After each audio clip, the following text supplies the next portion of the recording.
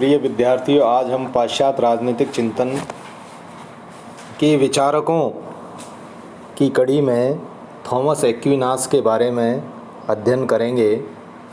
Thomas Aquinas के जीवन परिचय पर प्रकाश डालते हुए मैं ये कहूँ कि थॉमस एक्विनास मध्ययुगीन महान विचारक था तो कोई अतिशयोक्ति नहीं होगी। थॉमस एक्विनास के बारे में फॉस्टर ने भी अपने शब्दों में लिखा है कि वह समूचे मध्ययुगीन चिंतन का प्रतिनिधित्व करता है, जैसा कि अन्य कोई अकेले नहीं कर सका। उसके विषय में सबसे महत्वपूर्ण बात यह है कि उसने विचार की विभिन्न प्रवृत्तियों को, जो कि पूर्व में बिखरी हुई थी, एक विचार प्रणाली में संश्लिष्ट कर दिया। सेबाइन ने भी लिखा है, क्या लिखा है? थॉमस के दर्शन का मूल मंत्र यह था कि उसने समरूपता और मैत्रिकता पर आधारित सार्वभौमिक संश्लेषण और सर्वांगीण पद्धति के निर्माण का प्रयत्न किया है। थॉमस का मुख्य कार्य समन्वय का था। तत्समय जितनी भी विचारधाराएं, सिद्धांत जो बिखरे हुए थे, उनमें समन्वय स्थापित करके उसने क्रमबद्ध रूप से प्रस्तुत किया। फॉस्टर ने थॉमस को विश्व का महान क्रमबद्ध दार्शनिक कहा। थॉमस का जो जीवन है, उस परिचय के बारे में, थॉमस का जन्म 1225 ईस्वी में नेपल्स राज्य इटली के एक्विनो नगर में हुआ। उनके पिता काउंट लंडोल्फ ऑफ एक्विनो सम्राट और फ्रांस की राजा से संबंधी थे। उसका बाल्यकाल सुख एवं ऐश्वर्य से पूर्ण था। 5 वर्ष की आयु में उसे मॉन्ट कैसिनो की पाठशाला में अध्ययन करने हेतु उसके पिता ने भेजा, जहां वह 12 वर्ष तक रहा। इसी आयु में उसने अपने प्रतिभा का परिचय देना आरंभ कर दिया और उसके पश्चात उसने नेपल्स में शिक्षा प्राप्त की।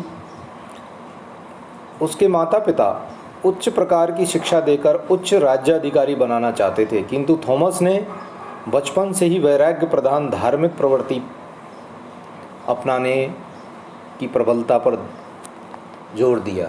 इसलिए 1244 ईस्वी में अपने परिवार के कड़े विरोध के बावजूद भी उसने डोमिनियन ऑर्डर की सदस्यता स्वीकार कर ली।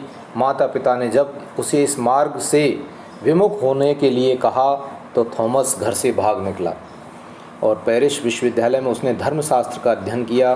पेरिस तथा कोलोग्न में उसने तत्कालीन युग के महान विद्वान अल्बर्ट महान के चरणों में बैठकर शिक्षा प्राप्त की। सन 1252 ईस्वी में थॉमस एक्विनास ने अध्ययन, अध्यापन और लेखन के पवित्र व्यवसाय को अपनाया। आजीवन वह इसी व्यवसाय में संलग्न रहा। इटली में उसने अनेक स्थानों में शिक्षण कार्य किया। इसी अवधि में उसका संपर्क विलियम ऑफ मोरवेक से हुआ, जिसके सहयोग से उसने अरस्तु पर अनेक टीकाएँ लिखी। एक्विनास के जीवन काल में सम्राट पोप के मध्य का संघर्ष बहुत बढ़ने लगा। उसने इस संघर्ष की घटनाओं का प्रत्यक्ष अनुभव करने का अवसर उसको मिला। धर्म संस्थाओं से भी उसका घनिष्ठ संपर्क रहा।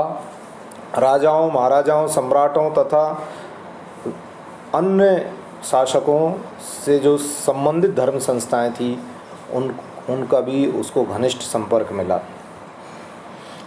थॉमस एक्विनास ने अपना जीवन अध्ययन, अध्यापन, लेखन में व्यतीत करते हुए सन 1274 में अपने 47 वर्ष की उम्र में अपने प्राण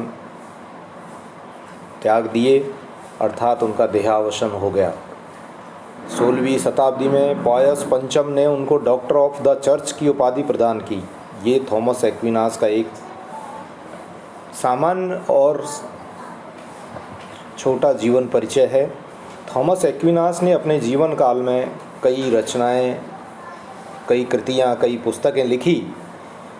लगभग कैटलिन के अनुसार थॉमस ने कुल मिलाकर के 60 ग्रंथों की रचना की। उनमें से प्रमुख ग्रंथों का अगर मैं उल्लेख करना चाहूँ तो इस प्रकार है: the ethics, the politics, on kingship to the king of Cyprus Summa Theologiae, rule of princes Summa Contra Gentiles आदि के नाम उल्लेखनीय हैं।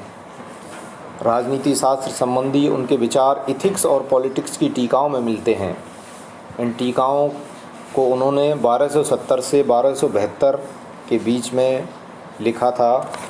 इस प्रकार से थॉमस एक्विनास मध्यकालीन एक महानतम दार्शनिक हुए हैं, जिन्होंने अपने जीवन में महत्वपूर्ण रचनाओं के साथ साथ एक समन्वयवादी विचारधारा को अपनाया। जय हिंद, जय भारत।